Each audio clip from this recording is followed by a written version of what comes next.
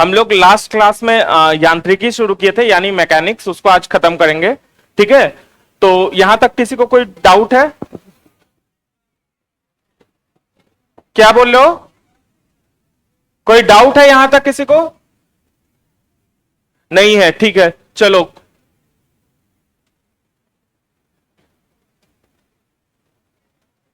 Newton का second law कोई बता सकता है फॉर्मूला में? F बराबर एम ए। ठीक है, अच्छा, न्यूटन का फर्स्ट लॉ कोई बता सकता है?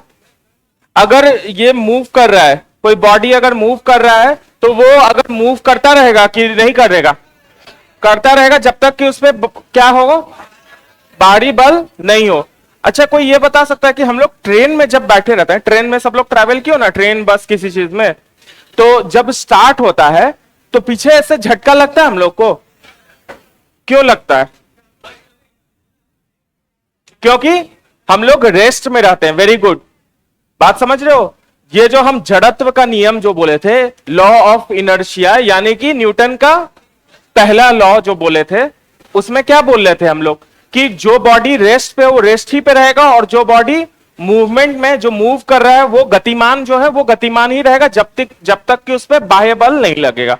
तो ट्रेन में जब हम लोग बैठे रहते हैं तो हम लोग का बॉडी किस पे है? रेस्ट पे। हम लोग का जो नीचे जहां बैठे हैं वो पोर्शन ट्रेन से सटा हुआ है, तो वो ट्रेन खींच रहा है, लेकिन जो बॉडी हवा में, वो पोर्शन तो रेस्ट में रहना चाह रहा है, तो इसीलिए उसको पहले झटका लगता है। समझे? वो किसके कारण होता है? लॉ ऑफ इनर्शिया, यानी जड़त्व। कौन सा जड़त्व? मूवमेंट वाला जड़त्व या रुकने वाला, रेस्ट वाला जड़त्व? रेस्ट वाला। तो इसी के कारण हम लोग का मूव ये होता है। ठीक है, चलो, उसके बाद हम लोग फिर पढ़े थे न्यूटन का तीनों लॉ पढ़े थे। उसके बाद हम लोग पढ़े तुम्हारा मोमेंटम पढ़े। ठीक है, मोमेंटम यानी संवेग पढ़े। संवेग को हम लोग बोले थे मास इनटू वेलोसिटी।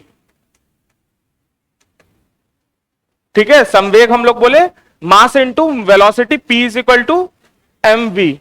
ठीक है, P is equal to mv बोले। उसके बाद संवेग संरक्षण का नियम पढ़े, जिसमें कि हम लोग उससे क्या निकाल लिए थे फिर नीचे लास्ट में? F is equal to ma निकाल लिए थे। क्योंकि चेंज, संवेग परिवर्तन जो होता है वो बल के प्रोपोर्शनल होता है और डिवाइडेड बाय टाइम होता है। तो याद है ना, mv minus mu divided by t, f is directly proportional to m, common ले लिए थे, v minus u divided by t जो होता है a बन जाएगा था, मतलब f is equal to ma। और वही तुम्हारा न्यूटन का क्या है? Second law. फिर उसके बाद आ गया कार्य, वर्क आ गया। अच्छा, हम एक एग्जांपल बोले थे कि अगर हम क्लास में यहां से हम यहां चले, ठीक है, फिर यहां से इधर चले और फिर वापस यहीं पे आ गए, तो मेरा कार्य कितना हो गया? 0, क्योंकि कार्य में विस्थापन देखते हैं, दूरी नहीं देखते हैं। मींस वर्क में जो है डिस्प्लेसमेंट देखते हैं, डिस्टेंस नहीं देखते हैं। ठीक है, वर्क हम लोग पढ़ लिया। और ये फोर्स के डायरेक्शन में होना चाहिए। अगर डायरेक्शन में नहीं हो, मतलब जिस डायरेक्शन में बल है उस डायरेक्शन में अगर विस्थापन नहीं हो, तो हम लोग को कौन सा कंपोनेंट लेना? उसमें कॉस थीटा कंपोनेंट लेना है, F कॉस थीटा। ठीक है, यहां तक हम लोग सब कुछ पढ़ लिए थे। नेक्स्ट हम लोग शुरू करने वाले थे आई थिंक पावर, है ना? यहां तक कंप्लीट हो गया था ना, वर्क तक।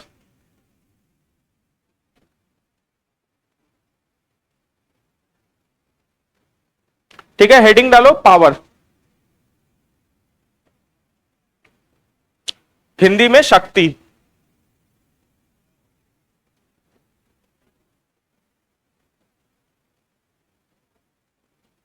ठीक है, इसमें लिखो किसी मशीन, शक्ति को सामर्थ्य भी बोलते हैं, हिंदी में सामर्थ्य भी बोल सकते हो उसको। इंग्लिश में पावर, हिंदी में शक्ति या सामर्थ्य। ठीक है, पहले होता क्या है कोई बताओ तो? पावर कोई हो? Work done per unit time, मतलब कार्य किस दर से हम कर रहे हैं। देखो, अगर हम बोले कि इसको कोई धक्का दे रहे हैं, मान लो कोई है, मतलब थोड़ा सा उसको कम दम कम है, वो इसको धक्का दे रहा है, यहां से लेके उस दीवार तक ले जा रहा है, उसको 15 मिनट लग रहा है। ठीक है, कोई बहुत ताकतवर एकदम है, इसको धक्का दे के 1 मिनट के अंदर ले गया, तो कार्य तो दोनों बराबर कर रहा है। कार्य कितना हुआ? यहां से लेके वहां तक ले जाना, विस्थापन इतना ही दूर हुआ, तो दोनों का कार्य जो है, वर्क डन जो है वो बराबर हुआ। लेकिन शक्ति जो है दोनों का, वो क्या हो जाएगा? अलग हो जाएगा, पावर अलग हो जाएगा। कोई जल्दी कर रहा है, कोई धीरे कर रहा है, तो जो जल्दी कर रहा है उसमें ज्यादा पावर है ना, यही ना बोल रहे हैं, ज्यादा दमखम मतलब क्या हुआ, पावर ही की बात कर रहे हैं। तो मतलब टाइम कंपोनेंट आना चाहिए, वर्क के साथ टाइम भी आना चाहिए। तो basically work done divided by time होता है तुम्हारा पावर। जैसे तुम्हारा गाड़ी का भी होता है ना, हॉर्स पावर हम लोग बोलते हैं, ठीक है। ज्यादा पावर वाला गाड़ी ज्यादा जल्दी पहुंचा सकता है, मतलब ज्यादा वो तेजी में उसको चला सकते हो, ज्यादा जल्दी वो एक्सेलरेट कर सकता है, ठीक है। तो जो सेम कार्य जितना जल्दी करेगा उसमें उतना ज्यादा पावर होगा, और जितना धीरे करेगा, सेम कार्य को जितना धीरे करेगा उतना उसमें पावर जो है यानी शक्ति जो है वो क्या हो जाएगा, कम हो जाएगा। तो इसमें डेफिनेशन लिखो, किसी मशीन अथवा कर्ता, किसी मशीन अथवा कर्ता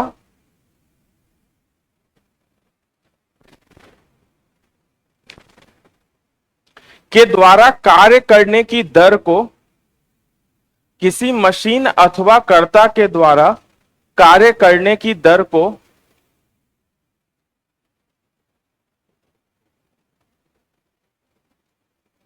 सामर्थ्य कहते हैं, मींस पावर कहते हैं। किसी मशीन अथवा कर्ता के द्वारा कार्य करने की दर को सामर्थ्य कहते हैं। नीचे लिखो, देयरफॉर शक्ति इज इक्वल टू कार्य डिवाइडेड बाय समय, means therefore power is equal to work done divided by time. ठीक है, ठीक। शक्ति इज इक्वल टू कार्य डिवाइडेड बाय समय, means power is equal to work done divided by time, ठीक है। इसका कोई यूनिट बता सकता है, ऐसा यूनिट सबको पता होना चाहिए। ये क्या है, वाट। क्या हुआ, ऐसा यूनिट जो है इसका वाट होता है, ठीक है, ऐसा ही मात्रक। तो लिख लो, और इसको फॉर्मूला में भी लिख लेना, P is equal to W by T, और इसका ऐसा यूनिट हो गया वाट, ठीक है। जिसको हम लोग क्या बोल सकते हैं, वाट को जूल के टर्म्स में बोलेंगे तो क्या होगा, वर्क डन का क्या यूनिट होता है, जूल, और टाइम का यूनिट क्या होता है, सेकंड। तो इसको जूल पर सेकंड भी बोल सकते हैं। 1 watt is equal to 1 joule divided by 1 second. ये समझ में आ रहा है ना, पावर का यूनिट वाट है, 1 watt is equal to 1 joule divided by 1 second, क्योंकि वर्क का यूनिट जो है वो जूल होता है, टाइम का यूनिट जो होता है वो सेकंड होता है, ठीक है। उसके अलावा एक यूनिट और यूज करते हैं हम लोग इसका, जिसको हम लोग अश्व सामर्थ्य यानी कि हॉर्स पावर बोलते हैं। 1 हॉर्स पावर बराबर कितना वाट होता है, ये पूछे हुए 786 कोई बोल रहा था गलती से, 46, हाँ वो मुंह से स्लिप ऑफ टंग हो गया था किसी का, ठीक है, 746। तो ये भी लिख लो, 1 हॉर्स पावर हिंदी में एक अश्व सामर्थ्य, एक अश्व सामर्थ्य इज इक्वल टू 746 वाट। एक अश्व सामर्थ्य इज इक्वल टू 746 वाट। ये बहुत बेसिक सा बात है, लेकिन पूछे हुए हैं, मतलब काफी बीपीएससी भी पूछे हुए इनफैक्ट ये क्वेश्चन, ठीक है। नेक्स्ट आ जाते हैं हम लोग, सबको क्लियर है। नेक्स्ट आ जाते हैं ऊर्जा यानी कि एनर्जी।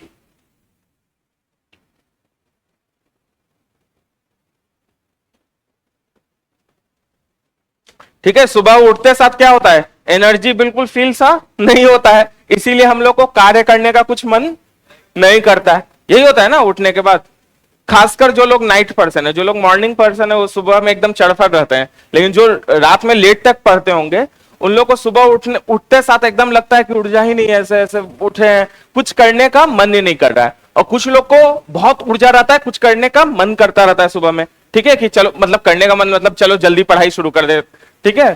तो बेसिकली ऊर्जा क्या हुआ, कार्य करने की क्षमता। बात समझ रहे हो कि ऊर्जा रहेगा तो हम कार्य करेंगे, ऊर्जा नहीं कम रहेगा तो कार्य कम होगा, ठीक है। तो बेसिकली वो कार्य का ही क्षमता है, और वो उसका यूनिट क्या हो जाएगा फिर, इसलिए ऊर्जा का। और कार्य का क्या यूनिट था, रुक क्यों गया, सही बोल रहे थे, कार्य का यूनिट भी जूल था। कार्य करने की क्षमता ही तो ऊर्जा है, तो इसीलिए ऊर्जा का भी यूनिट जो है वो क्या हो जाएगा, जूल। कार्य का भी यूनिट जूल है और ऊर्जा का भी यूनिट जूल है, ठीक है। तो ये लिख लो, ऊर्जा यानी एनर्जी किसी वस्तु की कार्य करने की, किसी वस्तु की कार्य करने की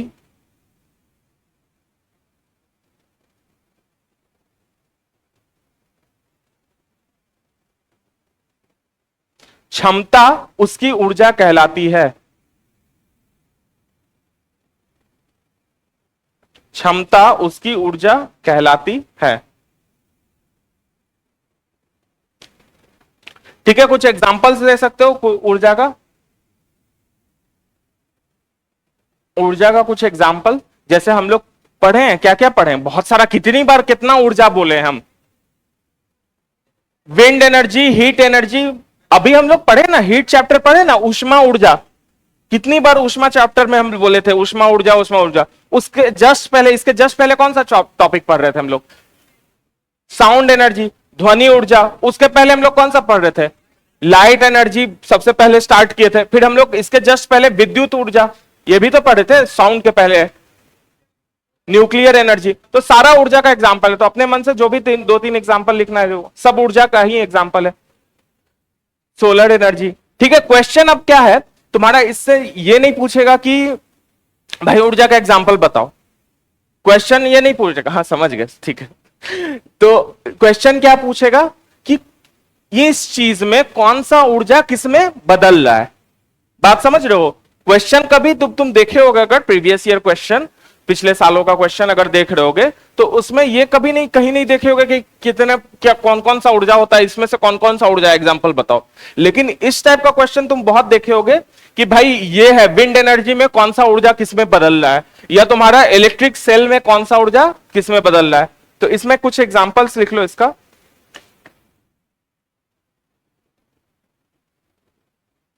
ठीक है, पहला जो है चीजों का नाम, नेम, बोला तो ठीक है।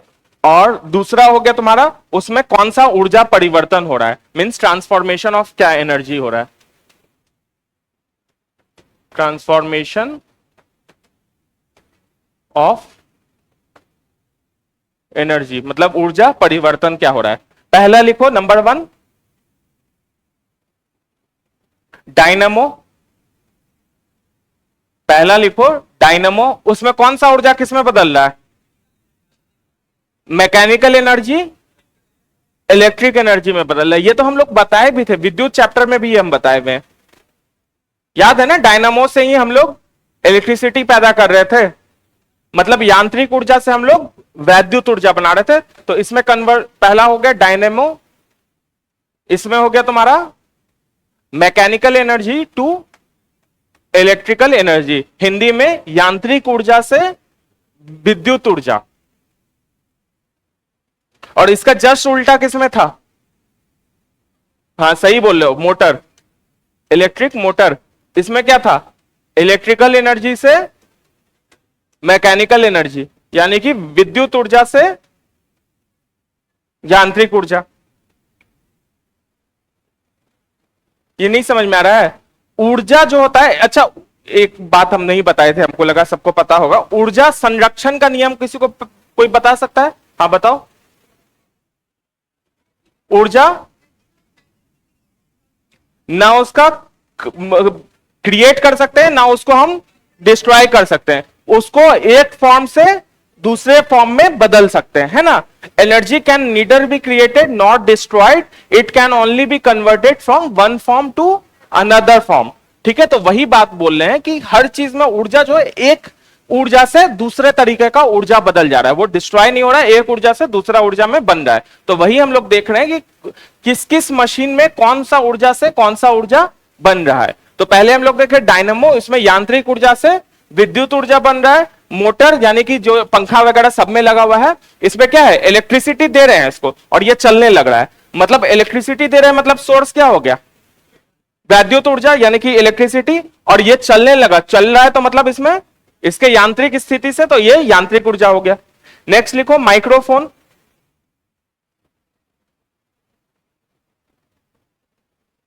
माइक्रोफोन बताओ कोई। साउंड से electric energy, very good. Microphone में हम बोलते हैं ना तो साउंड एनर्जी देते हैं और वो इलेक्ट्रिक इंपल्स होकर ट्रैवल करता है। तो माइक्रोफोन में साउंड एनर्जी से इलेक्ट्रिक एनर्जी, यानी ध्वनि ऊर्जा से तुम्हारा विद्युत ऊर्जा। नेक्स्ट हो गया तुम्हारा लाउड स्पीकर, जिससे सारा दरभंगा का दिमाग तो एटलीस्ट खराब है ना। पढ़ने वाले स्टूडेंट तो आई थिंक एग्री कर सकते हो कि लाउड स्पीकर से मतलब मेरे मोहल्ला का तो अलग ही सीन है। बर्थडे पे भी अब सारा दिन 50 बार happy birthday to me, happy birthday to me चलता है। ठीक है, सबका यही हाल है ना।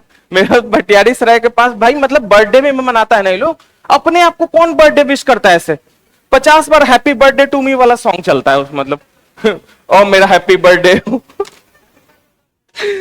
हाँ, तो इससे तो सब लोग परेशान है। तो इसमें कौन सा ऊर्जा है, इलेक्ट्रिक एनर्जी से साउंड एनर्जी, वो साउंड ही दिमाग खराब कर रहा है तो इसमें कोई दिक्कत ही नहीं है। मतलब कि हुआ विद्युत ऊर्जा से ध्वनि ऊर्जा।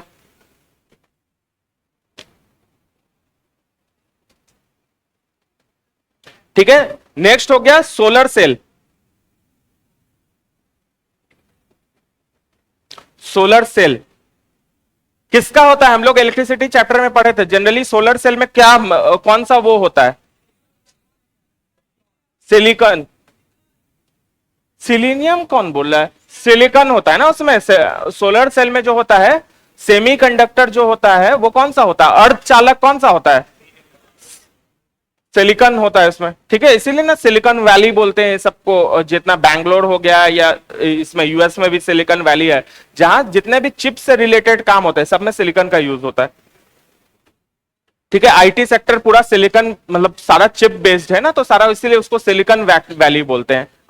इंडिया ये भी पूछे हुए तुमसे, करेंट में एक्चुअली पूछा था एक एग्जाम में कि इंडिया का सिलिकॉन वैली कौन है, बैंगलोर। ठीक है, तो सोलर सेल में क्या हो जाएगा, कौन सा एनर्जी, सोलर एनर्जी जो है वो तुम्हारा इसमें हो जाएगा इलेक्ट्रिकल एनर्जी में। इसमें हम लोग दो चीज देखे थे याद हो तो, एक सोलर थर्मल प्लांट देखे थे। ठीक है, सोलर थर्मल देखे थे और एक सिंपल सोलर देखे थे। सोलर थर्मल में क्या बोल रहे थे कि लाइट एनर्जी से पहले क्या आ रहा है, हीट आ रहा है। वेरी गुड, लाइट एनर्जी से हीट आ रहा है और हीट से तब इलेक्ट्रिसिटी आ रहा है।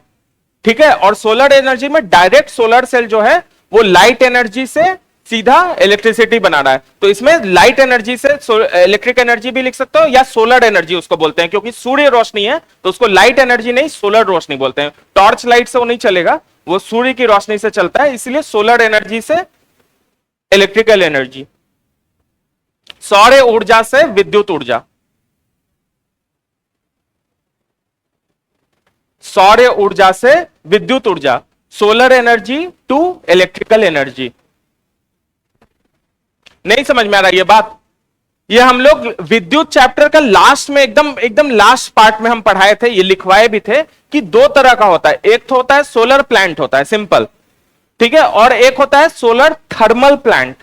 ठीक है, जहां थर्मल आ गया था वहां पे क्या बोल रहे थे कि वो सूरज की जो गर्मी है उससे बिजली बना रहा है, और सोलर प्लांट जो है वो सूरज की रोशनी से बिजली बना रहा है। बिजली दोनों में बन रहा है, लेकिन सोलर थर्मल जैसे ही आ जा रहा है वो सूरज की रोशनी से पहले सोलर एनर्जी पहले हीट एनर्जी में कन्वर्ट हो रहा है और तब हीट एनर्जी से इलेक्ट्रिक एनर्जी, और यहां डायरेक्ट सोलर एनर्जी से इलेक्ट्रिक एनर्जी, सोलर का जो लाइट कंपोनेंट है उससे डायरेक्ट है। नेक्स्ट हो गया ट्यूबलाइट। ये तो बहुत आसान है, कोई बताओ, इधर पीछे से बताओ तो, इस साइड से कोई। ट्यूबलाइट में कौन सा ऊर्जा किसमें बदलता है, क्या, थोड़ा जोर से, इलेक्ट्रिक ऊर्जा लाइट एनर्जी में। दिख रहा है ना भाई, ये स्विच ऑन करते हैं मतलब हम इलेक्ट्रिसिटी उसमें भेज रहे हैं, विद्युत ऊर्जा भेज रहे हैं, और वो क्या हो रहा है, जल रहा है मतलब रोशनी प्रोवाइड कर रहा है, रोशनी प्रोवाइड कर रहा है मतलब लाइट एनर्जी। तो विद्युत ऊर्जा से लाइट एनर्जी। ठीक है, सेम चीज हो जाएगा तुम्हारा इलेक्ट्रिक बल्ब में। एक चीज और होता है, इलेक्ट्रिक बल्ब ट्यूबलाइट में हो गया। ठीक है, नेक्स्ट लिखो इलेक्ट्रिक बल्ब। बल्ब में जो होता है लाइट तो होता ही है, उसके अलावा बल्ब, कभी जला हुआ बल्ब खोले हो, बहुत देर तक जला हुआ है, हाथ लगा गया ना, जल गया ना, तो मतलब ऊष्मा ऊर्जा भी आ रहा है। तो इलेक्ट्रिक एनर्जी से वो light energy and heat energy, ठीक है। विद्युत ऊर्जा से, ठीक है, लाइट और ऊष्मा।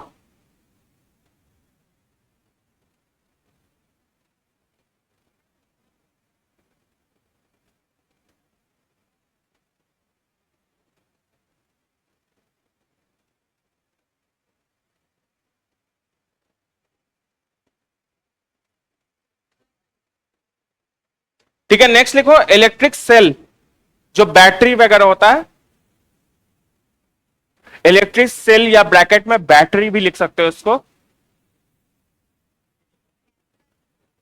केमिकल एनर्जी से इलेक्ट्रिक एनर्जी, यानी रासायनिक ऊर्जा से विद्युत ऊर्जा। क्या वो कुछ लोगों को नहीं समझ में आ रहा है क्या? सबका आंसर क्यों नहीं आ रहा है सब में? ये तो बेसिक है ना भाई। ये क्या बैटरी क्या करता है तुम्हारा? बैटरी केमिकल से बना होता है और उससे बाद में इलेक्ट्रिसिटी में बनता है, यही होता है ना, इलेक्ट्रिसिटी बन रहा है मतलब इलेक्ट्रिक एनर्जी। और वो उसमें होता क्या है, प्रोसेस क्या होता है, वो कुछ केमिकल, कुछ अंदर कुछ केमिकल का चल रहा है, मतलब वो रासायनिक ऊर्जा हो गया, ठीक है। नेक्स्ट लिखो wind, wind power plant, wind power plant. एक second,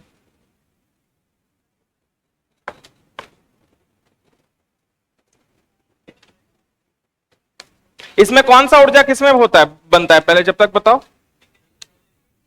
mechanical energy electrical energy में बनता है, यानी कि यांत्रिक ऊर्जा जो होता है वो वैद्युत ऊर्जा में बनता है।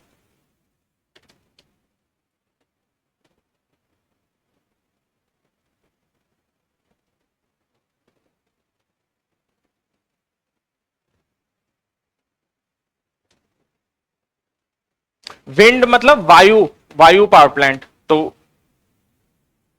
विंड मीन्स वायु, हिंदी उसका वर्ड देख रहे थे तुम्हारे लिए, वायु, ठीक है। वो देखे हो ना, बड़ा बड़ा ऐसे, ये ऐसा रहता है, टरबाइन, बड़ा बड़ा टरबाइन रहता है, तीन इसमें पंखा रहता है, जनरली तीन रहता है, और वो घूमता है और घूमने से उसमें बिजली पैदा होता है। ये पार्ट हमको लगता है हम तुम लोग को उसमें भी बताए थे, विद्युत चैप्टर यानी कि इलेक्ट्रिक चैप्टर में, इलेक्ट्रिसिटी चैप्टर में भी हम तुम लोग को बताए थे कि कैसे इसमें हवा, वो मूवमेंट आ जाता है। तीन चीज बोले थे ना, मूवमेंट, मैग्नेट और इलेक्ट्रिसिटी, इन दो के कॉम्बिनेशन से एक बनता है। तो इसमें हवा के कारण इसमें मूवमेंट आ जाता है, घूमने लगता है, यानी यांत्रिक ऊर्जा आ जाता है। मैग्नेट रहेगा इसके बीच, तो इससे क्या पैदा होगा, तुम्हारा इलेक्ट्रिसिटी पैदा होगा, ठीक है।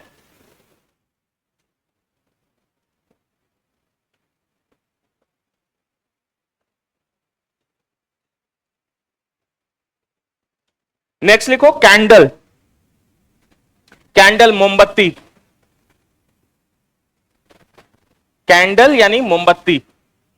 अब इस साइड से कोई बताओ तो, यहां पे, यहां से लेके यहां तक में कोई बताओ, कैंडल में कौन सा ऊर्जा किस में बदलता है, यानी मोमबत्ती में कौन सा ऊर्जा किस में बदलता है?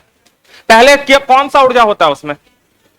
केमिकल, वेरी गुड, रासायनिक ऊर्जा। अब तुम्हारे अलावा कोई और इधर से बताओ, वो किस में बदलेगा? वो लाइट एनर्जी और हीट भी तो साथ में, लाइट एनर्जी तो ठीक बोले, ठीक है, लेकिन लाइट के साथ क्या, हीट भी तो होता है, उसमें गर्मी भी तो होता है, तो लिख लो।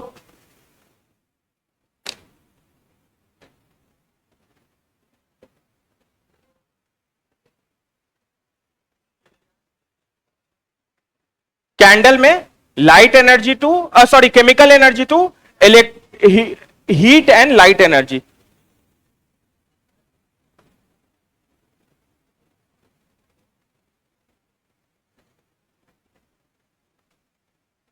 ठीक है। कैंडल में हो गया तुम्हारा chemical energy to light and heat energy, मतलब रासायनिक ऊर्जा जो होता है तुम्हारा, प्रकाश ऊर्जा एवं सूक्ष्म ऊर्जा, हिंदी में रासायनिक ऊर्जा, प्रकाश ऊर्जा एवं ऊष्मा ऊर्जा।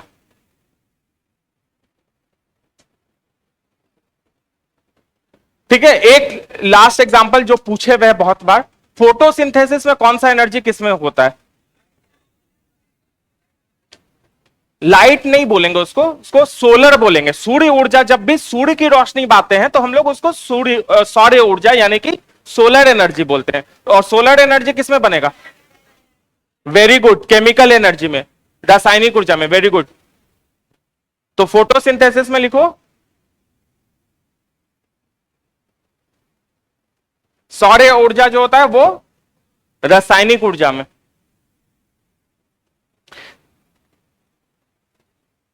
फोटोसिंथेसिस का हिंदी कोई बता सकता है क्या? प्रकाश संश्लेषण, संश्लेषण। अच्छा ठीक है।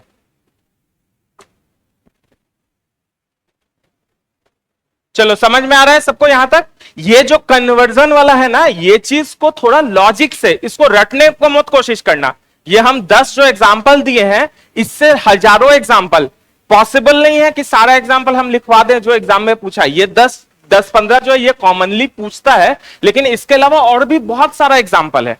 मतलब ऐसा पॉसिबल नहीं हम मतलब लिखवाते जाएंगे तो हजारों, क्या उससे भी ज्यादा, कई प्रकार का ऊर्जा किसी में बदलता है। तो ऐसे क्वेश्चन को लेकिन सॉल्व करने के लिए इसको रटना मत, ये 10 लिस्ट को। इस 10 में क्या किए हैं ये समझना। बेसिकली क्या किए हैं, सबसे पहले आसान क्या होता है कि बन क्या रहा है ये तो दिख जाता है। जैसे ट्यूबलाइट में क्या बन रहा है? रोशनी बन रहा है, दिख रहा है ना, लाइट एनर्जी बन रहा है। कोई भी चीज बन रहा है कहां, वो तो दिख ही जाता है। ठीक है, वो तो मतलब सबसे पहले पता चल जाता है। ठीक है, और दूसरा किस चीज से बन रहा है, उस जो चीज बन रहा है उसमें कौन सा ऊर्जा लग रहा है ये देखना है। समझ रहे हो? जैसे हाँ, जैसे ट्यूबलाइट में जो है इलेक्ट्रिसिटी, हम दिमाग से सोचोगे कि भाई हम जाते हैं स्विच ऑन करते हैं, स्विच ऑन करते हैं मतलब हम कौन सा ऊर्जा दे रहे हैं? इलेक्ट्रिसिटी दे रहे हैं, मतलब विद्युत ऊर्जा दे रहे हैं। और भाई लाइट ऑन होने के बाद क्या हो रहा है? वो लाइट जल रहा है, मतलब प्रकाश ऊर्जा है यानी लाइट एनर्जी है। इसी प्रकार से इस क्वेश्चन को सोच के करना। ये क्वेश्चन पक्का है, मतलब किसी ना किसी एग्जाम में, साल भर के अंदर अगर 3-4 एग्जाम दोगे तो एक आध एग्जाम में ये कन्वर्जन वाला जरूर मिलेगा। ठीक है, ये रहता ही है। और ये रहता ही है तो यही हम ये नहीं बोल रहे कि ये जो 10-12 को हम लिखाए हैं इसी में से आएगा। बहुत सारा कुछ हो सकता है, बहुत तरीके का चीज है। हर चीज में कुछ ना कुछ ऊर्जा किसी ना किसी ऊर्जा में बदल रहा है, तो वहां पे दिमाग अपना लगाना है। ठीक है, इस तरीके से सोचने का तरीका जो है डेवलप करना है कि ये किसमें क्या ऊर्जा बदल रहा है। ठीक है, नेक्स्ट लिखो। एनर्जी हम लोग लिखवा दिए थे ना, ठीक है, उसमें नेक्स्ट लिखो उसके बाद मैकेनिकल एनर्जी यानी यांत्रिक ऊर्जा।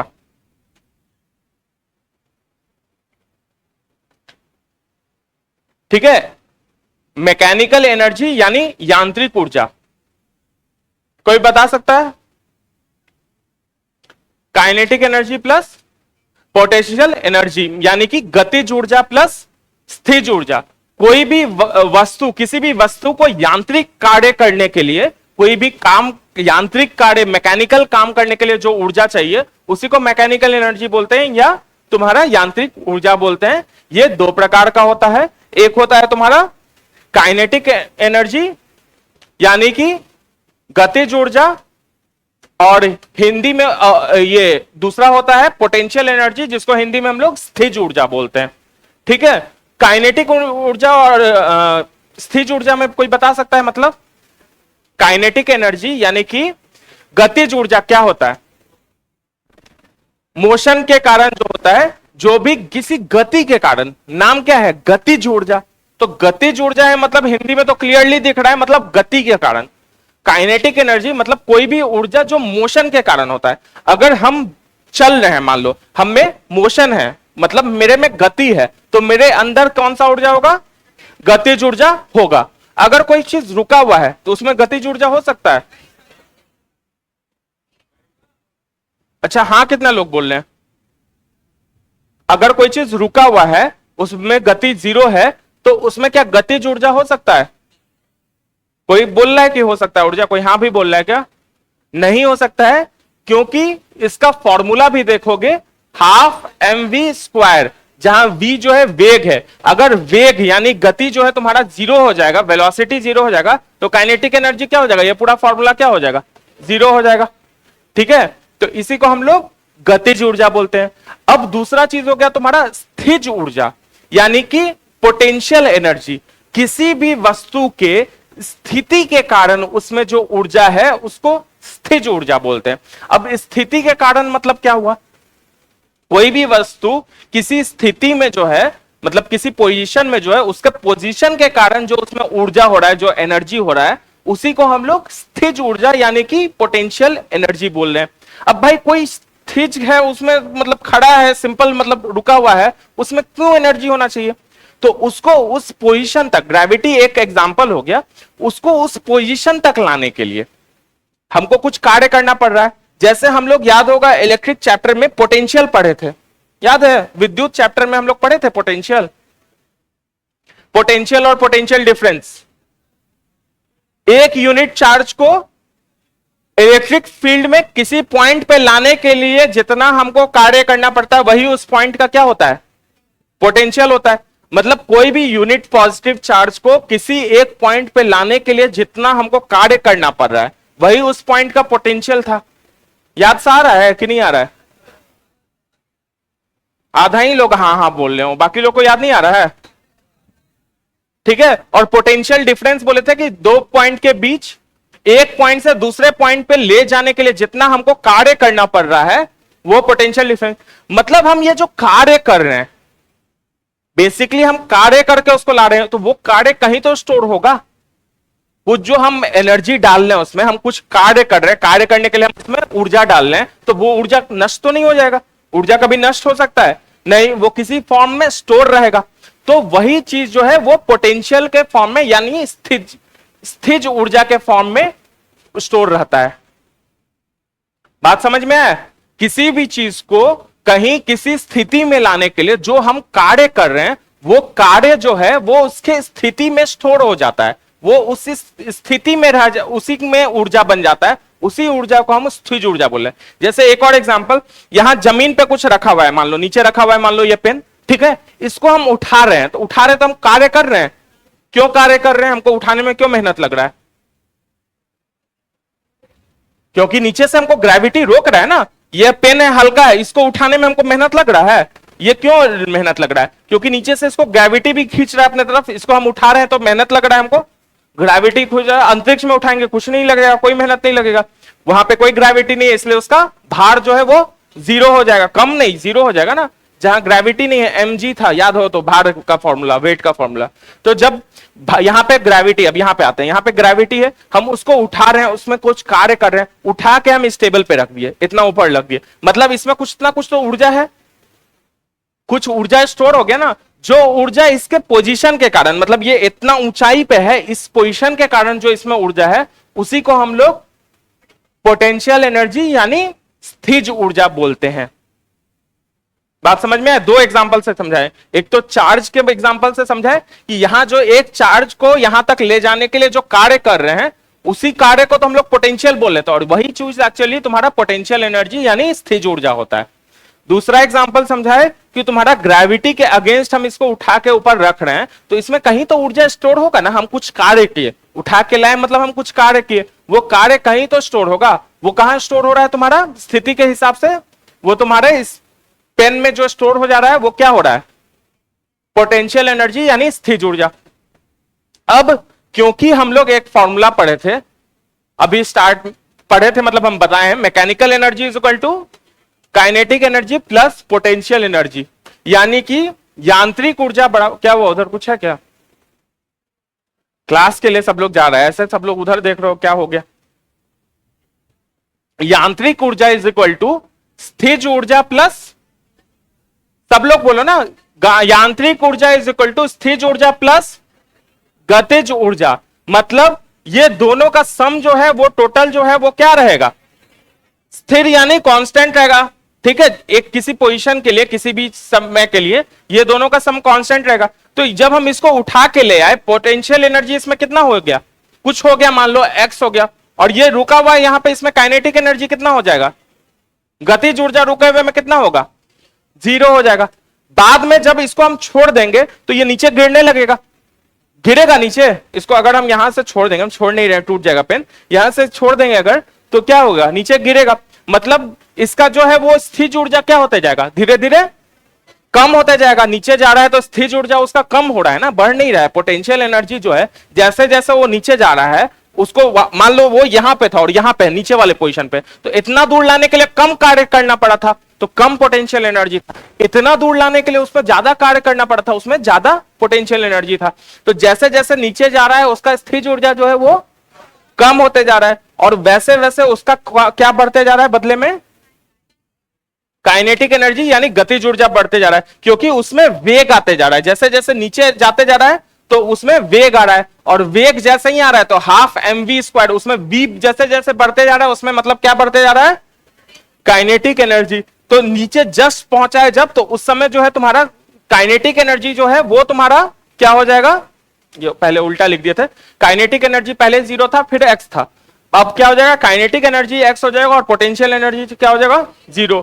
टोटल सम जो है वो क्या हो जाएगा, सेम रहेगा, यांत्रिक ऊर्जा। समझ में आ रहा है ये पूरा कॉन्सेप्ट? मतलब काइनेटिक एनर्जी जो है वो पोटेंशियल एनर्जी में बदलता है, या पोटेंशियल एनर्जी जो है वो काइनेटिक एनर्जी में बदल सकता है। ठीक है, यानी स्थिर ऊर्जा जो है वो गतिज ऊर्जा में बदल सकता है, और गतिज ऊर्जा जो है वो स्थिर ऊर्जा में बदल सकता है। किस पे, पोजीशन पे डिपेंड करता है और उसके मूवमेंट पे डिपेंड करता है। ठीक है, चलो लिखो एक बार, क्या वो, हाँ इसके लिए पूछो नहीं ना, मना की है ना पूछने के लिए। पानी लेके आ रहे हैं, ये पूछ के पूरे क्लास को क्यों सुनाना है? ठीक है, यांत्रिक ऊर्जा, हेडिंग डालो यांत्रिक ऊर्जा। यह किसी पिंड को यह किसी पिंड को कुछ यांत्रिक कार्य करने की, यह किसी पिंड को कुछ यांत्रिक कार्य करने की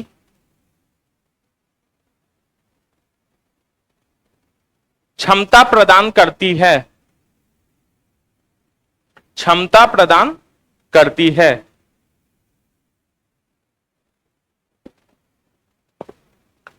यह दो प्रकार की होती है, यह दो प्रकार की होती है।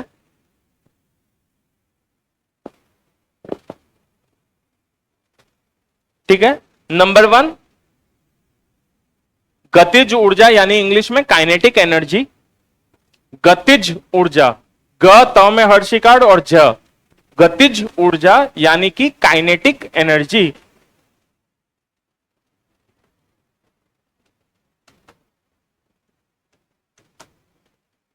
नंबर 2 स्थितिज ऊर्जा, स्थितिज ऊर्जा यानी कि पोटेंशियल एनर्जी। पोटेंशियल तो पता होगा ना,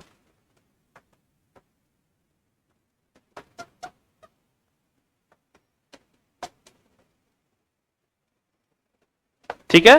नंबर 1 गतिज ऊर्जा, नंबर 2 स्थितिज ऊर्जा। आधा दंश हर्षिकार थ, और त के ऊपर फिर से हर्षिकार और फिर ज, स्थितिज ऊर्जा। ठीक है, नेक्स्ट नीचे में लिखो यांत्रिक ऊर्जा equal to mechanical energy equal to, English में मैकेनिकल एनर्जी इक्वल टू, और हिंदी में यांत्रिक ऊर्जा इक्वल टू, ये वाला चीज लिखवा रहे हैं, ये kinetic energy plus potential energy, यानी गतिज ऊर्जा प्लस स्थितिज ऊर्जा।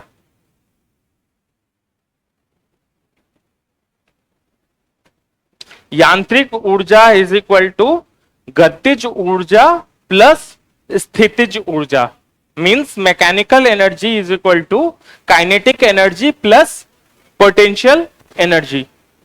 ठीक है, अब नेक्स्ट हेडिंग डालो गतिज ऊर्जा यानी काइनेटिक एनर्जी। ये समझ में आ गया था ना ये सारा पार्ट? ये एक बार लिखवा के फिर से हम एक बार हल्का सा बता देंगे इसको दोबारा, ठीक है, ताकि एकदम ये चीज पे न्यूमेरिकल भी है, न्यूमेरिकल भी करवाएंगे इस पे। ठीक है, गतिज ऊर्जा लिखो, यह वह ऊर्जा है, यह वह ऊर्जा है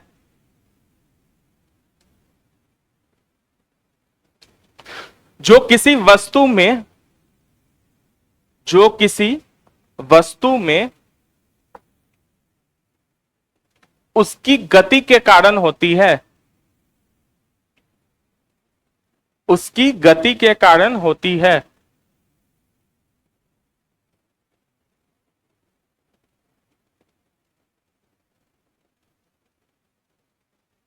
फॉर्मूला लिख लो, के इज इक्वल टू, यानी गतिज ऊर्जा is equal to half M V square.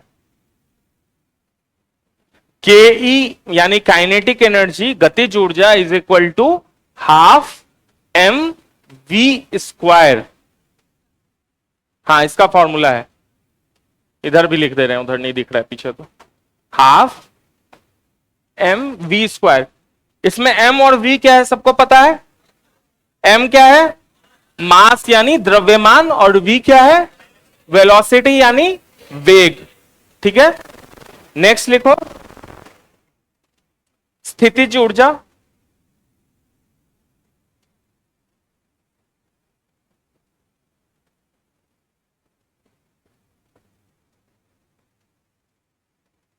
यह वह ऊर्जा है, यह वह ऊर्जा है जो किसी वस्तु या,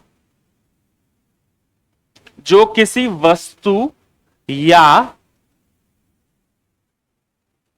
निकाय की स्थिति, निकाय की स्थिति अथवा दशा, यह वह ऊर्जा है कौमा जो किसी वस्तु या निकाय की स्थिति अथवा दशा के कारण होती है।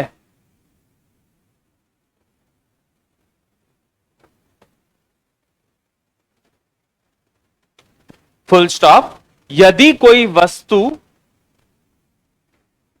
किसी बल के, यदि कोई वस्तु किसी बल के अंतर्गत एक स्थिति से, अंतर्गत एक स्थिति से,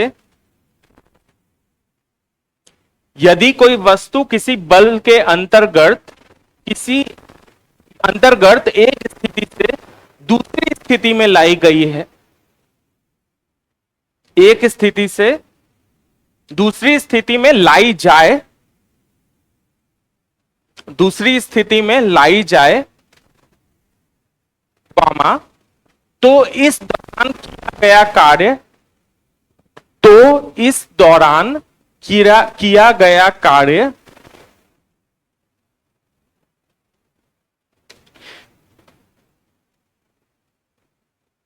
ही वस्तु की स्थितिज ऊर्जा, ही वस्तु की स्थितिज ऊर्जा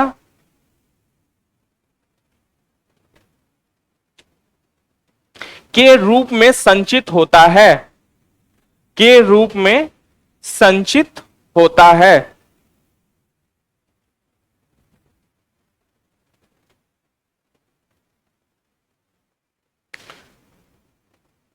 मतलब समझ में आया। अगर किसी वस्तु को बल लगा के, मतलब किसी चीज को फोर्स लगा के एक पोजीशन से दूसरे पोजीशन में ले जाएं, जैसे कि मेरा नीचे रखा हुआ पॉइंट, हम उसको फोर्स लगाए, उस पर बल लगाए और उसको एक स्थिति से दूसरे स्थिति में लेके आए, तो ये जो हम किए इसमें हमको क्या करना पड़ा, कार्य करना पड़ा। यही कार्य जो है मेरा किसके फॉर्म में स्टोर हो जाता है, तुम्हारा स्थिर ऊर्जा के रूप में संचित हो जाता है। बात समझ में आया। यही जो हम वर्क कर रहे हैं यही तुम्हारा जो है पोटेंशियल एनर्जी के फॉर्म में स्टोर हो जाता है। समझ में आ रहा है ये चीज सबको। इसका फॉर्मूला कोई बता सकता है, पोटेंशियल एनर्जी यानी स्थितिज ऊर्जा का फॉर्मूला? mgh, mdh नहीं, एक्चुअली याद करने के लिए अच्छा है। वो कोई गाना गा के बोला था mdh, तो यहां mgh।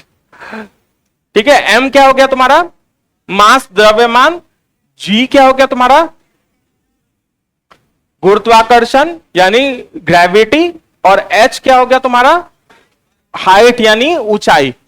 अब ये बात समझ में आ रहा है? इस समय उस समय जो हम बोले थे कि ये जो पेन को उठाने में हमको यहां पे मेहनत लग रहा है, लेकिन अंतरिक्ष में मेहनत नहीं लगेगा। अंतरिक्ष में हमको उठाने में कोई कार्य करना पड़ेगा? नहीं करना पड़ेगा। ठीक है, तो इसीलिए वहां पे क्या है, जी जो है वो तुम्हारा 0 है। तो इसीलिए जब कोई कार्य नहीं करना पड़ रहा है तो कोई ऊर्जा स्टोर नहीं होगा, यानी पोटेंशियल एनर्जी क्या हो जाएगा उसका? 0 हो जाएगा। ठीक है, इसका एग्जाम्पल लिख लो।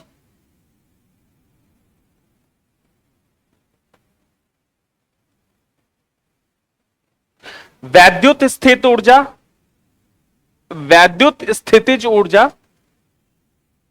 वैद्युत स्थितिज ऊर्जा, जो हम ये एग्जांपल बताए थे ना कि यूनिट पॉजिटिव चार्ज को एक पोजीशन से दूसरे पोजीशन, किसी पोजीशन पे लाने के लिए जो हमको मेहनत करना पड़ रहा है उसी को हम लोग पोटेंशियल एनर्जी बोल रहे हैं। तो वही इलेक्ट्रिक पोटेंशियल एनर्जी यानी कि वैद्युत स्थितिज ऊर्जा, कॉमा दूसरा हो गया तुम्हारा गुरुत्वीय स्थितिज ऊर्जा यानी कि ग्रेविटेशनल पोटेंशियल एनर्जी। ये जो हम ग्रेविटी के खिलाफ उठा रहे हैं तो उसमें क्या एनर्जी स्टोर होगा? गुरुत्वीय स्थितिज ऊर्जा यानी ग्रेविटेशनल पोटेंशियल एनर्जी। इस तरीके से बहुत तरीके का होता है एग्जांपल्स।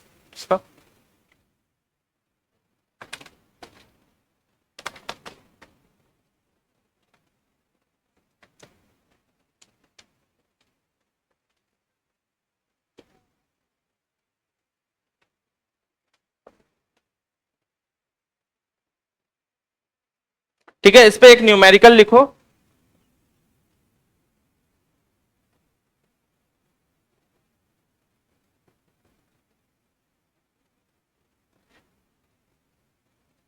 दो सामान्य द्रव्यमान की वस्तुओं की,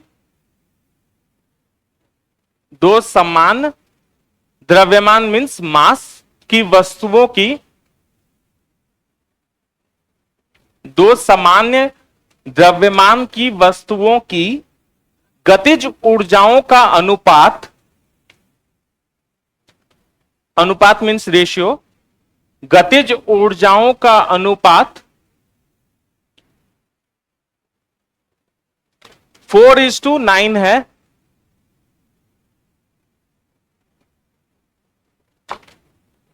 तो उसके वेगों का अनुपात होगा, दो समान द्रव्यमान की वस्तुओं की गतिज ऊर्जाओं यानी काइनेटिक एनर्जी का अनुपात 4:9 है। तो उनके वेगों का अनुपात क्या होगा, यानी तो उनके वेलोसिटी का अनुपात क्या होगा?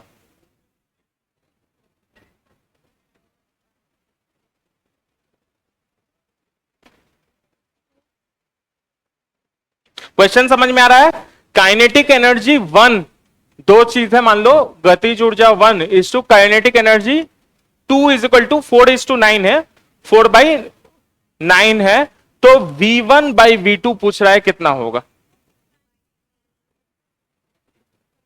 एक आंसर 2/3 आ रहा है, और कोई आंसर?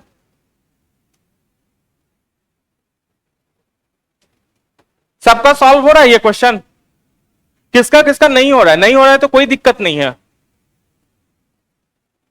बताओ किसका किसका नहीं हो रहा है? सबका हो गया है? नहीं हुआ है, ठीक है कोई बात नहीं। नहीं हुआ तो क्या हो गया भाई, और इतना तुम लोग शर्माते का हो? नहीं हुआ तो बताओ नहीं हुआ है, क्या है भाई, किसको शो ऑफ करना है?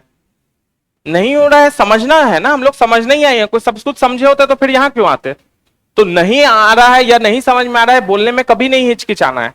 ठीक है, दो बात, यहां पे तुम्हारे बगल में बैठा हुआ कोई मतलब पारंगत नहीं बैठा हुआ है भी तो अपने लिए, हमको क्या करना?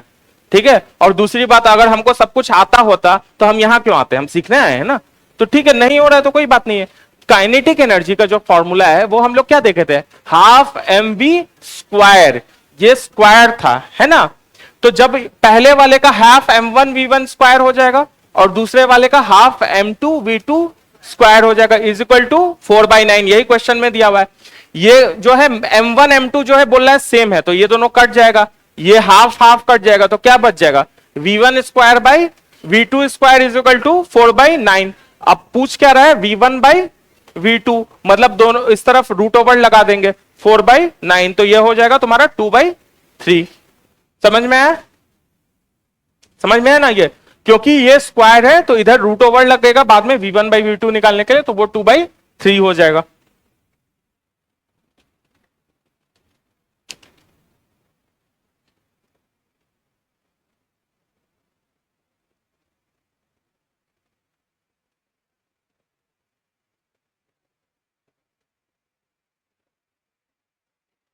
क्या हुआ?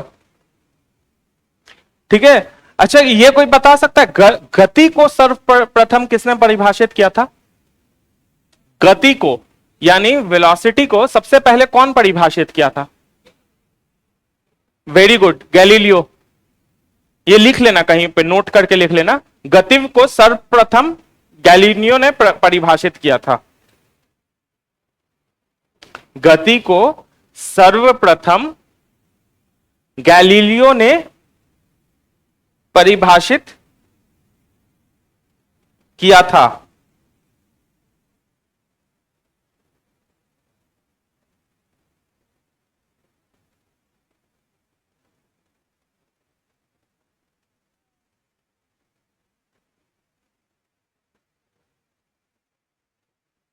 ठीक है, ट्रेन वाला एग्जांपल हम लिखवा नहीं रहे हैं, वो सबको पता है ना। नहीं पता है तो एक लाइन में अपने वर्ड में लिख लेना। जब ट्रेन चलता है तो क्या होता है?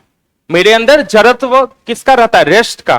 ठीक है, इनर्शिया ऑफ रेस्ट रहता है, जिसके कारण मेरा बॉडी रुकना चाहता है। लेकिन क्योंकि मेरा जो लेग्स है या जो भी बॉटम पोर्शन है वो अगर ट्रेन से सटा हुआ तो वो तो ट्रेन उसको खींच रहा है, लेकिन जो पोर्शन हवा में बॉडी है वो अपनी स्थिति को मेंटेन रखना चाहता है, तो पहले नीचे से इसीलिए आगे खिंचा जाता है, हम पीछे के ऊपर झटका लगता है।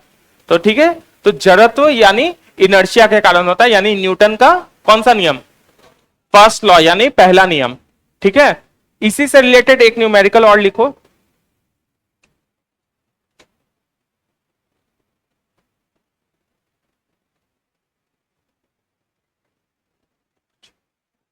एक मनुष्य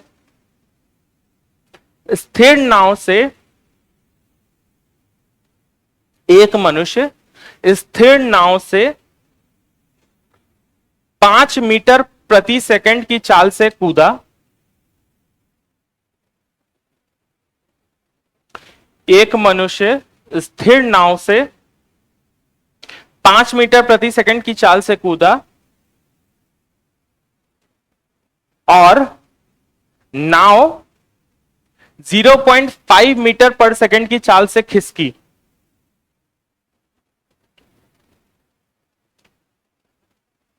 और नाव 0.5 मीटर पर सेकंड की चाल से खिसकी। नाव रुका हुआ था, ठीक है, आदमी उसमें से कूदा, जो कूदा उसका वेग क्या था? 5 मीटर पर सेकंड। ठीक है, और जो नाव है वो उसके कूदने के कारण 0.5 मीटर पर सेकंड के स्पीड से घिसका वो। तो क्वेश्चन है कि बताएं कि नाव का द्रव्यमान मनुष्य के द्रव्यमान का कितना गुना है? नाव का द्रव्यमान मनुष्य के द्रव्यमान के कितना गुना है? चलो 10 एक आंसर आया। और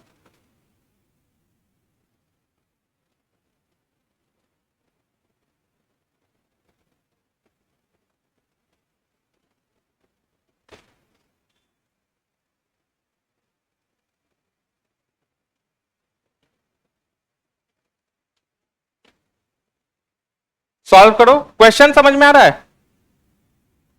एक बोट है, ठीक है, इस पे एक आदमी है,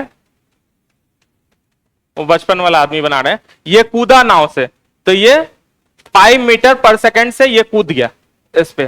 ठीक है, तो इसके कारण नाव जो है वो मेरा मूव किया 0.5 मीटर पर सेकंड। अच्छा, नाव क्यों मूव किया? हम कूदे तो नाव क्यों मूव करेगा? क्योंकि न्यूटन का कौन सा नियम? तीसरा नियम, every action has equal and opposite reaction. मतलब जितना हम इससे कूदेंगे उतना ही ये पीछे जाएगा। जो मेरा एक्शन होगा वही उस पर रिएक्शन होगा। तो मेरा एक्शन है 5 मीटर इस तरफ, तो नाव पीछे की तरफ उतने से जाना चाहिए। तो मान लो मनुष्य का द्रव्यमान m है, तो नाव का द्रव्यमान n है, तो तुम्हारा n/m पूछ रहा है, नाव का द्रव्यमान कितना गुना है m से। यही पूछ रहा है क्वेश्चन। तो अब इसमें क्या लगाओगे, कौन सा नियम? संवेग संरक्षण हम लोग पढ़े थे। संवेग हमेशा क्या रहता है? संरक्षित यानी कांस्टेंट रहता है। पहले जब दोनों रुका हुआ था तो संवेग कितना था? दोनों आदमी भी रुका हुआ था, नाव स्थिर पे था ना, स्थिर नाव पे था, तो संवेग कितना था टोटल? जीरो। जीरो ही था ना, तो वो जीरो ही रहना चाहिए। जब ये कूदा तो क्या हो गया? संवेग इस आदमी का कितना हो गया? संवेग 5 हो गया, वेग ना 5 हुआ। मोमेंटम कितना हुआ? 5m। फिर से ये बात बता रहे हैं, जब नाव और आदमी दोनों रुका हुआ था तो उसका मोमेंटम यानी संवेग कितना हो गया? जीरो। संवेग का फॉर्मूला यानी मोमेंटम का फॉर्मूला मास इंटू वेलोसिटी था। ये फॉर्मूला याद दिला देते हैं, कल के ही मतलब लास्ट ही क्लास में हम पढ़ाए थे। संवेग बराबर क्या होता है? द्रव्यमान इंटू वेग, यही था ना। तो जब रुका हुआ है तो वेग कितना हो गया? जीरो। तो टोटल संवेग पहले कितना था? जीरो। बाद में भी टोटल संवेग कितना होना चाहिए? जीरो ही होना चाहिए, क्योंकि संवेग जो है संरक्षित रहता है। तो जब आदमी कूदा तो आदमी का संवेग कितना हो गया? मोमेंटम कितना हो गया? 5m। क्यों हुआ समझ में आ रहा है? आदमी का मास हम बोल रहे हैं m है, और वो 5 मीटर पर सेकंड से कूदा तो उसका 5m हो गया। नाव जो है उसके जस्ट उल्टा डायरेक्शन में गया, है ना, तो उसको माइनस लिख सकते हैं। ये जस्ट हम अगर इधर कूदेंगे तो हमेशा याद है ना, न्यूटन का थर्ड लॉ में क्या बोले थे? जो एक्शन जिस डायरेक्शन में, रिएक्शन उसके अपोजिट डायरेक्शन में रहेगा। तो जो ये है नाव जो है वो उल्टा तरफ जाएगा, इसलिए इसका संवेग जो है वो माइनस में जाएगा। इस नाव का संवेग कितना हो गया बताओ? 0.5 n, क्योंकि नाव का मास को हम n मान रहे हैं, इसके मास को हम m मान रहे हैं, इसके मास को n मान रहे हैं। मतलब आदमी का द्रव्यमान m है, नाव का द्रव्यमान n है। अब इसको सॉल्व करोगे तो तुम्हारा जो है n बाई m जो है कितना आ जाएगा? 10 आ जाएगा। ये हो जाएगा ना, 5m is equal to 0.5n। तो n by m is equal to क्या हो जाएगा? 0.5 डिवाइडेड बाई 5। तो ये क्या हो जाएगा? 10 हो जाएगा ना, 1/10 हो जाएगा, सॉरी 1/10 हो जाएगा। मतलब ये नाव जो है उसका वेट जो है वो तुम्हारा कितना हो जाएगा? 10 गुना हो जाएगा।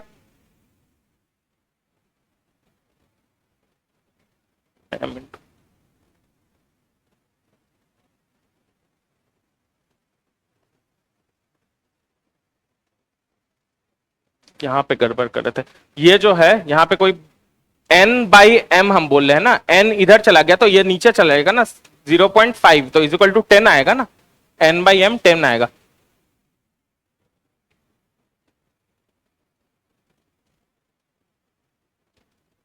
Zero point five M minus 0.5 n is equal to 0। तो 5m इज इक्वल टू कितना हो जाएगा? 0.5 n। n बाई m कितना हो जाएगा? n बाई m, तो 5 डिवाइडेड बाई 0.5 हो जाएगा। ये यहां से क्या आ जाएगा? यहां 0 आ जाएगा। 50 डिवाइडेड बाई 5 10 हो जाएगा। मतलब now n is equal to 10 times m। यही क्वेश्चन पूछा था ना, नाव जो है वो आदमी से कितना गुना ज्यादा भारी है? तो 10 गुना ज्यादा भारी है। नहीं समझ में आ रहा ये क्या हुआ?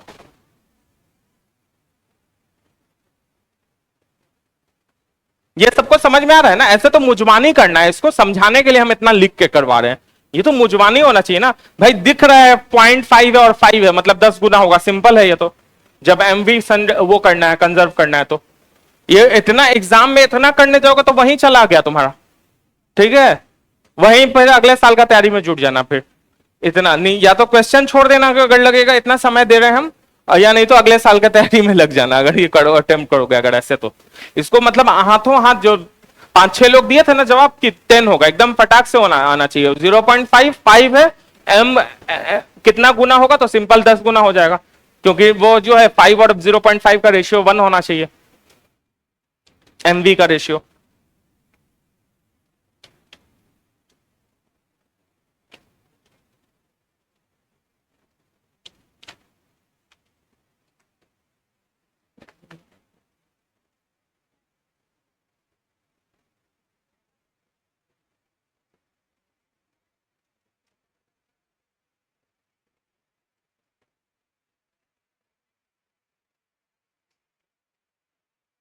ठीक है, नेक्स्ट एक हेडिंग और डालो, फ्रिक्शन।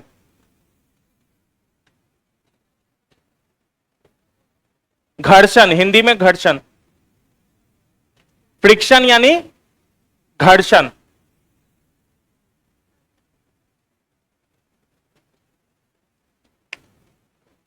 कोई दो सतह जब आपस में टकराता है और जब उसमें मूवमेंट होता है तो उसी को, जब उस एक सतह दूसरे सतह को मूव करने से जो रोकता है उसी को हम लोग फ्रिक्शन या घर्षण कहते हैं। ये सबको पता है, ठीक है। अब इसको एक एग्जांपल से हम लोग समझते हैं। अगर हम लोग चल रहे हैं, ठीक है, नॉर्मल सड़क पे चल रहे हैं, ठीक है, और बर्फ पे चल रहे हैं, मतलब कोई हिल स्टेशन वगैरह गए हो अगर, या नहीं भी गए हो तो देखे होगे वीडियो में, बर्फ पे अगर एकदम समतल बर्फ है उस पे चल रहे हैं, तो बर्फ पे चलने पे क्या होता है, जनरली फिसल जाते हैं हम लोग जनरली। या यहीं पे ये फ्लोर बहुत ज्यादा चिकना है, मान लो पानी गिर गया, बर्फ छोड़ो, घर पे पानी गिरा रहता है कहीं पे, ठीक है, उसमें क्या हो जाता है, चिकनाई ज्यादा हो जाता है। तो चिकनाई ज्यादा होगा मतलब घर्षण क्या हो जाएगा, कम हो जाएगा। तो उसी के कारण हम लोग क्या हो जाता है, फिसल जाते हैं, क्योंकि हम लोग का क्या हो जाता है, घर्षण जो है वो क्या होता है, कम हो जाता है। ठीक है, अब दूसरी बात, एक बात और, कभी मान लो कोई रिक्शा ठेला, कभी हेल्प किए होगे रिक्शा ठेला वाले को, लड़का लोग खासकर, कि पुल पे चढ़ते वक्त बोलते हैं, मान लो रिक्शा से चढ़े हो तो वो लोग बोलते हैं कि आप उतर जाइए, आप पीछे से धक्का दे दीजिए, ठीक है, तो हेल्प किए होगे। तो रिक्शा ठेला अगर खड़ा है तब उसको धक्का देना, और अगर वो चल रहा है तब उसको धक्का देना, दोनों में डिफरेंस है मेहनत में। अगर वो चल रहा है तब उसको धक्का देने शुरू करो तुम, और अगर कोई रुका हुआ है तब उसको, जैसे इसी में जो है ये टेबल जो है हम इसको घिसका रहे हैं, ये किसी दिन टेबल हम गिरा नहीं दे, इस पे एग्जांपल दे देंगे।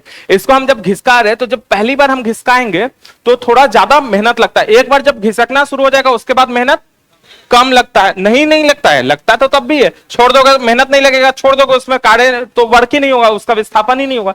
तो बल तब भी लगता है लेकिन थोड़ा कम बल लगता है। मतलब कुछ तो बात हो रहा है कि रुके हुए में हमको चलाने में ज्यादा बल लग रहा है और चलते में उसी मान लो त्वरण उतना ही कर रहे हैं तुम। कोई बोल सकता है कि सर रुके हुए से वेग लाने में उसमें त्वरण उत्पन्न हो रहा है, मान लो सेम त्वरण पे कर रहे हैं, मतलब सेम एक्सीलरेशन हम चला रहे हैं, लेकिन तब भी रुके हुए को मूव करने में ज्यादा मेहनत लगता है और चलते हुए को मूव करने में कम मेहनत लगता है।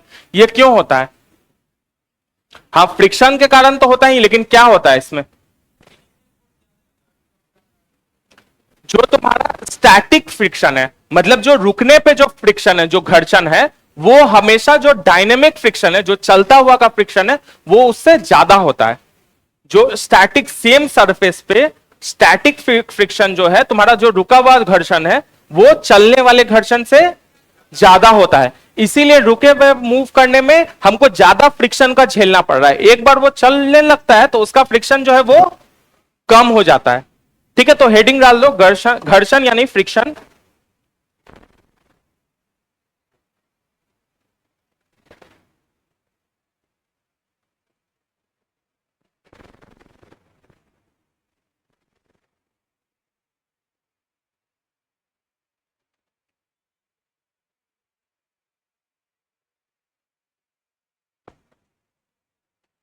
ठीक है, इसमें एग्जाम्पल, घर्षण तो सबको डेफिनेशन वगैरह लिखवाने का जरूरत नहीं, इसमें सीधा एग्जाम्पल से हम करवा रहे हैं।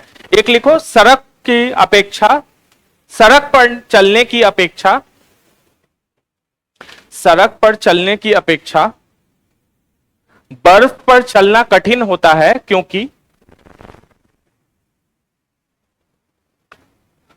सड़क पर चलने की अपेक्षा बर्फ पर चलना कठिन होता है, क्योंकि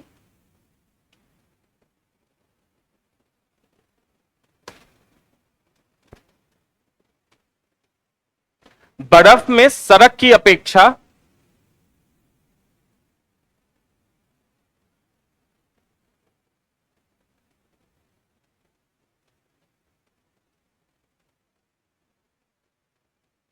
क्योंकि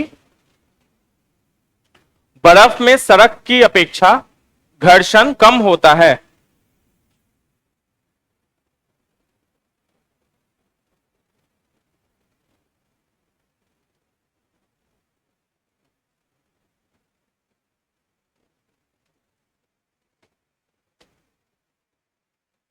ठीक है, नेक्स्ट पॉइंट लिखो, स्थैतिक घर्षण, स्थैतिक घर्षण यानी कि स्टैटिक फ्रिक्शन, स्थैतिक घर्षण यानी कि स्टैटिक फ्रिक्शन, स्टैटिक फ्रिक्शन यानी स्थैतिक, आधा स, थ में एकार, त में हर्षिकार और क, स्थैतिक घर्षण यानी स्टैटिक फ्रिक्शन। जो रुके हुए चीज में जो घर्षण होता है उसको क्या हम लोग बोलेंगे, स्टैटिक फ्रिक्शन यानी कि स्थैतिक घर्षण, कॉमा गतिशील घर्षण यानी डायनेमिक फ्रिक्शन, कॉमा गतिशील घर्षण यानी डायनेमिक फ्रिक्शन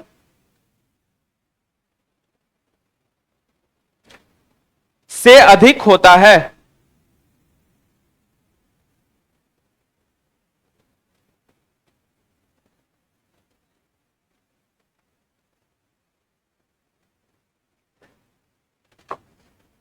इसका एग्जाम्पल एक लिख लो, इसी कारण भरी हुई गाड़ी को चलाने में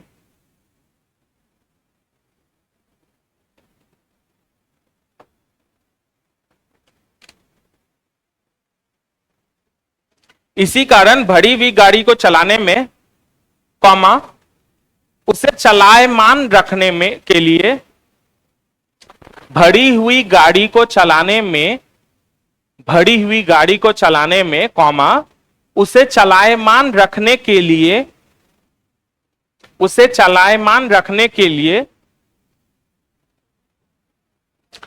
आवश्यक ताकत से,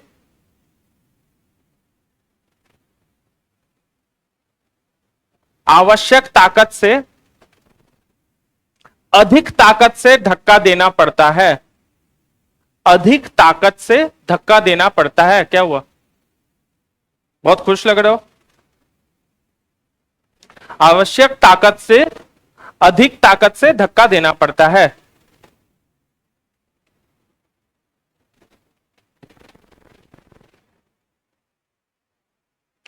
ठीक है, मतलब क्या हुआ कि स्टैटिक फ्रिक्शन यानी स्थितिज घर्षण जो होता है वो डायनेमिक फ्रिक्शन से ज्यादा होता है। इसीलिए रुका हुआ गाड़ी जो है, अगर मतलब काफी हैवी गाड़ी है, भरी हुई गाड़ी मतलब हैवी गाड़ी है मान लो, उसको रुका हुआ है, उसको चलाने के लिए जितना मेहनत लग रहा है, और वो अगर चलता हुआ है मतलब गतिमान है, उसको जितना मेहनत लग रहा है वो मेहनत चलता हुआ में कम होगा, रुका हुआ में ज्यादा होगा, क्योंकि स्टैटिक फ्रिक्शन जो है वो ज्यादा है। चलते रुके हुए में क्या है, स्टैटिक फ्रिक्शन है, और चलते हुए में तुम्हारा डायनेमिक फ्रिक्शन है। तो इसीलिए स्टैटिक फ्रिक्शन जो है ज्यादा है, तो इसीलिए हमको ज्यादा मेहनत लगता है रुके वाले में। ठीक है, फ्रिक्शन का डेफिनेशन भी लिखवा दे क्या, लिख ही लो, जो लोग लिखना चाहते हैं लिख लो। घर्षण एक बल है जो, घर्षण एक बल है जो दो सतहों के बीच,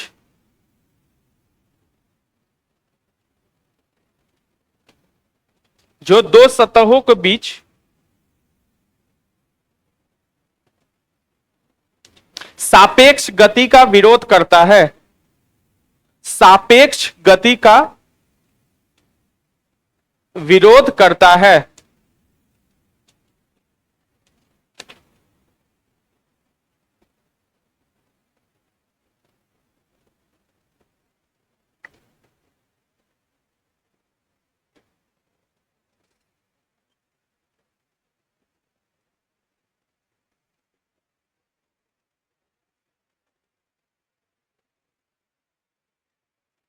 ठीक है, एक लास्ट बात बता दो, उसके बाद हम लोग क्लास खत्म कर देंगे। जब गाड़ी जो है, बाइक वाइक चलाते हो, साइकिल चलाते हो, जब टर्न पे आता है, जब रोड ऐसे घुमा रहता है, तो मेरा खासकर अगर चार व्हीकल वाला है, चार चाहिए, चार पहिया है यानी कि 4 व्हील व्हीकल है मान लो, तो जब टर्न आता है तो हम लोग धीरे कर देते हैं। ठीक है, क्लच मारते हैं, ब्रेक मारते हैं, लेकिन धीरे कर देते हैं बेसिकली। ठीक है, तो जब धीरे क्यों करते हैं, नहीं धीरे करेंगे तो क्या होगा, वो फेंका जाएगा, फेंका जाएगा। नहीं फेंकाने के लिए हम लोग उसको, तो वो फेंकाएगा, अगर धीरे नहीं किए तो वो एक तो कहां फेंकाएगा, किस साइड फेंकाएगा, बाहर की ओर कि अंदर की ओर, बाहर की ओर, ठीक है। और वो किस पे उल्टेगा, अंदर के पहिया के कारण उल्टेगा या बाहर के पहिया के कारण उल्टेगा, बाहर के पहिया के कारण उठेगा। उसका एक प्रिंसिपल वहां पे भी घर्षण का ही प्रिंसिपल आता है। जब गाड़ी घूमता है, मान लो टर्न पे घूम रहा है, तो उसको बाहर की ओर जो है तुम्हारा फोर्स जो है बाहर की ओर लग रहा है, सर्कुलर मोशन का फोर्स जो है बाहर के ओर लग रहा है। लेकिन जो फ्रिक्शन है, घर्षण, रोड का जो घर्षण है, वो अंदर की ओर तुम्हारा सेंट्रीपिटल फोर्स लगा रहा है। जो अंदर की ओर रहता है उसको सेंट्रीपिटल फोर्स लगता है, मतलब वो बाहर नहीं गिरने दे रहा है। और इसीलिए कई बार टर्न वो फोर्स ज्यादा हो, इसीलिए टर्न के पास जो इधर का रोड है उसको ऊंचा कर देते हैं, ठीक है, ताकि ये जो सेंट्रीपिटल फोर्स है वो ज्यादा रहे। ये ज्यादा जैसे ही हो जाएगा बाहर की ओर जो फोर्स लग रहा है, तो वो बाहर पलट जाएगा, ठीक है। तो इसी पे एक क्वेश्चन आया था कि तुम्हारा जब वो मूव करता है तो कहां, अंदर की ओर पलट सकता है या बाहर की ओर पलट सकता है, तो बाहर की ओर ही पलटेगा, ठीक है। हाँ, अच्छा अनाउंसमेंट करना है, ठीक है ठीक।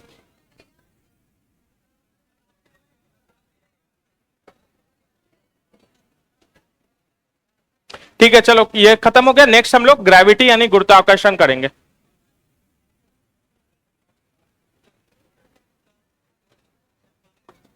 क्या बोल रहे हैं, अनाउंसमेंट करना है ना, यहां आके कर लेना।